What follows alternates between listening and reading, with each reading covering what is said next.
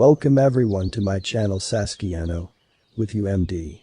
In today's tutorial, I am gonna show you how to disable System Compatibility Report Adobe After Effects 2021. Open After Effects. Wait until the software takes off. Notice here this is the warning message. Click on Continue with known issues. Now go up here for the Edit menu. Choose Preferences. And choose General. Now go down here for this option. Show System Compatibility Issues at Startup. And uncheck this option. Then click OK. Now let's see if the problem is solved or what.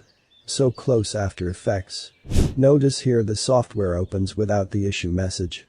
Important note. In this video, you learned how to remove the warning message that appears when the software is taking off. But if you want to solve this issue, this depends on your GPU. If your GPU has an update, you have to update your driver. It is so easy. All you have to do is just when the warning message appears, click on Fix. It will open your browser automatically and you should follow the steps and download the update. Then install it. Here we go, we are done for today. Don't forget to sub, like, share, and leave your comment down below in the comment section. See you next time. Goodbye.